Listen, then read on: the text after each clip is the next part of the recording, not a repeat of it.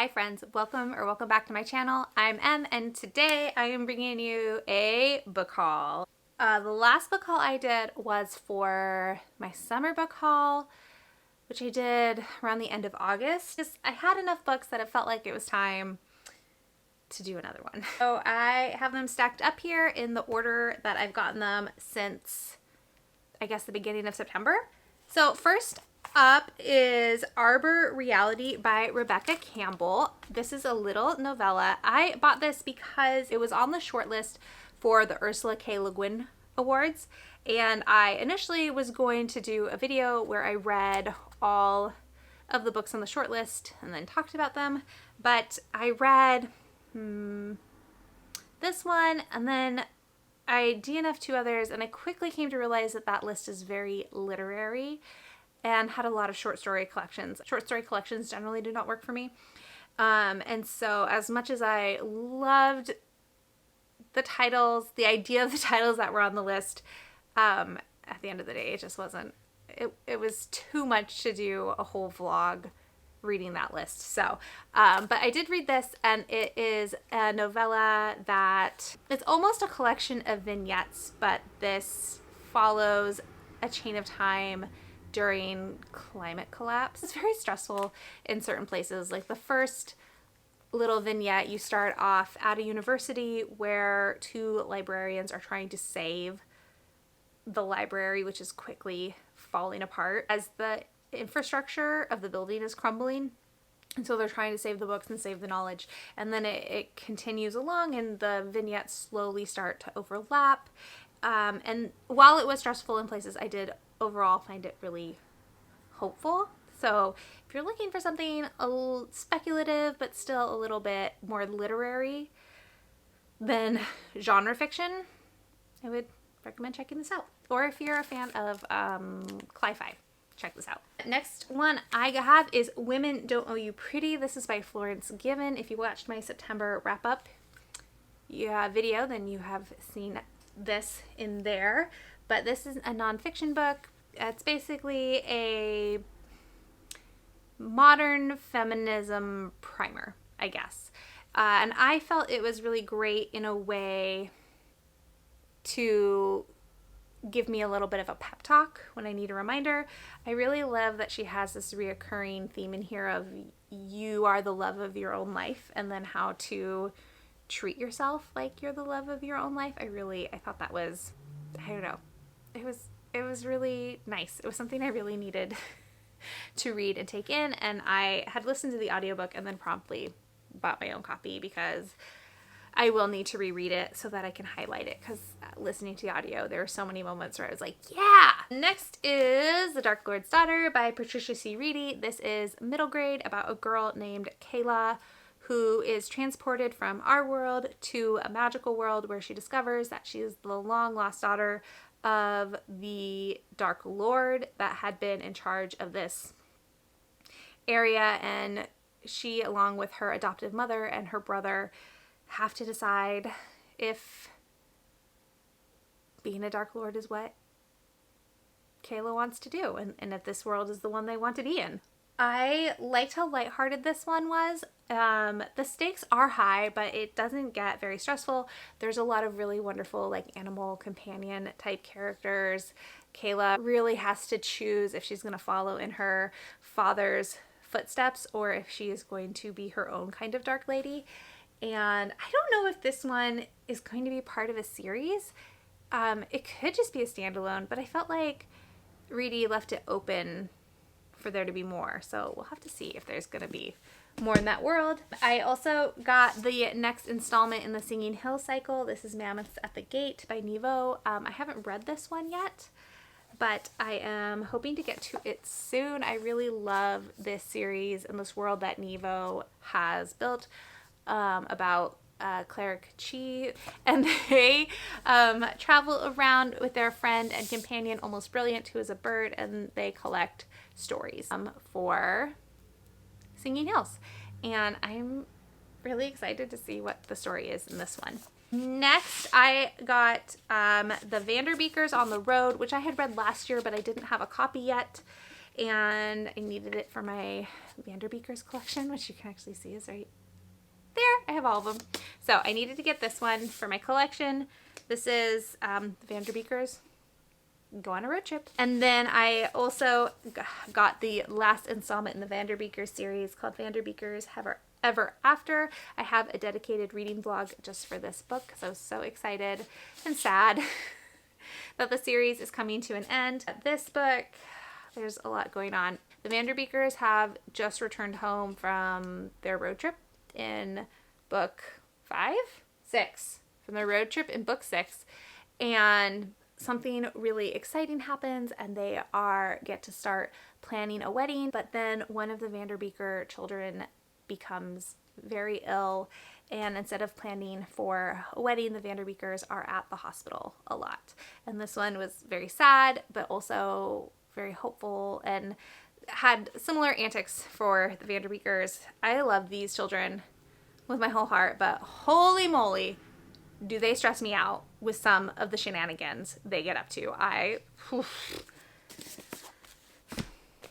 They're a lot. Next up is The Bitter Twins by Jen Williams. This is book 2 in the Ninth Reign trilogy. I'm reading this for a book club / buddy read, and I am behind because I have not started this yet, and the live show is soon.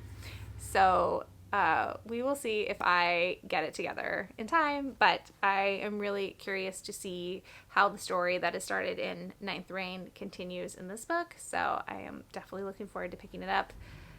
Maybe not looking forward to how chunky this book is. Okay, next up, I got the entire Scholomance series. I don't have A Deadly Education because my husband is currently reading it, but I got A Deadly Education, The Last Graduate, and The Golden Enclaves, which I am currently reading. This series takes place at a magical boarding school that is actively trying to kill the students 100% of the time. And this magical world is so vicious because there are these maleficers, which are basically these giant monsters that are trying to eat magic in the world, and their magic is called mana. And so these monsters are always looking for more mana, and so of course the wizards and the sorceresses are the ones that have it, and so it's just a struggle to survive all the time. And I am really interested to see how this series ends up because I have just loved Elle, our main character. She's so rude and so unapologetically rude, and then halfway through book 2 and now into book 3 we have another character named Eloise who is also so rude but so competent, and I like her so much. Right, and then next up, I got the re-release of the Song of the Lioness Quartet. I bought the box set because I just had to. Nostalgia demanded that I get the box set. So we have book 1, Alana, The First Adventure, book 2, In the Hands of the Goddess, book 3, The Woman Who Rides Like a Man, and book 4, Lioness Rampant. I love these books so much. If you've never read this series, this is about Alana, and Alana is a twin, and her brother's name is Tom, and they have been raised primarily by their father, but their father has been really neglectful, and this takes place in like a medieval England style fantasy world. When they are 10, their father is sending them away. Tom is supposed to go be a page at the castle to learn how to be a knight, and Alana is supposed to go to the convent where young ladies of nobility are sent to like learn how to be a lady. But boys can also be sent to the convent, and where they'll learn like basic magic skills before they go on to learn more magic. And Alana and Tom are just not a fan of this plan, and they end up switching places. Alana disguises herself as a boy and takes Tom's place at the palace, pretending to be Alan so that she can learn to be a knight. And this series is about that undertaking. I reread most of this series earlier this year, and this series was published in the 80s, and for the most part, they really hold up. In book 3 especially, there is a a type of people in this fantasy world that are coded as South Asian, and there is definitely some white savior stuff going on in that book, and so the language for that has not aged well. So I would throw out the caveat for that. Tamara Pierce, the author, has come out on Twitter and said that if she had written these books nowadays, obviously the language would be different. Alana would be gender fluid, which I think is super cool. I recommend these. Even though Alana starts out as a 10-year-old in this book, she ages rapidly. Like, she is a full-grown adult in this book. Like, I have done book 1 with my twins, but haven't continued because it becomes YA very quickly. Like, now that they're 11, I would hand it to them and have no problem with it, but like at 7 when we read Alana, not so much. I also got The Clackety by Laura Senf. I talked about this book in my spooky middle grade video, and at the time I didn't have a copy, but I'm currently reading the sequel and my husband really wants to read it, and my husband is not a library user. He only really reads what we have in the house, so I bought it so that he can read it, and then also so that I just have it for my collection, because I do love this spooky middle grade book a lot, and I'm having a really good time with the sequel. And the last thing in this haul is I won a raffle for Bookstore Romance Day. So Bookstore Romance Day, if you don't know, is third Saturday in August every year, and it's just a big day to for indie bookstores to celebrate romance genre and romance readers and romance authors, and it's absolutely fantastic. They do have a YouTube channel where there are all the virtual author events that they've had for the last 4 years. Maybe 4 years. I think this might have been the 4th year. You can go check that out. There's been some really great panels. There's a panel that I moderated on there as well from a couple of years ago, and I still booksell it. I had registered for the Love is Queer virtual event, which was fantastic, and I won the raffle. So I have a bunch of books from that. First one is a graphic novel. It's If You'll Have Me by Uni. I don't know if that's how you say the name. I haven't read this yet, but my twins promptly stole this and have read it multiple times and really liked it. I believe it's sapphic, and it's like a good old YA romance. Yeah, I haven't read any of these, FYI. The next one in this box is Second Chances in Newport Stephen. This is by TJ Alexander. I'm a little nervous about this one because I DNF'd Chef's Kiss by TJ Alexander because I just wasn't the vibe that I wanted, but I am totally willing to give TJ Alexander another try. It looks like this is a Christmas romance, so we'll see. I'm not really a Christmas romance person, but I've already read one this year, and in October, oddly enough, so who knows, maybe I could be swayed. I have For Her Consideration. This is by Amy Spalding. I don't know anything about this one either, except I think it might be sapphic, and it takes place in Hollywood and is between a script writer, and an actress. Could be a good time. This is the one I'm so excited for. Oh my gosh, so excited. I have had this book on my TBR since it came out, and I've had it on my wish list for forever, and I just have never bitten the bullet, but it is A Strange and Stubborn Endurance by Foz Meadows. I have heard such good things about this book. I cannot wait. It's going to go in my TBR in either November or December. I haven't decided yet, but I am determined to read this before the end of the year. And next, I have another book that my kiddo might steal from me. This is I Like Me Better by Robbie Weber.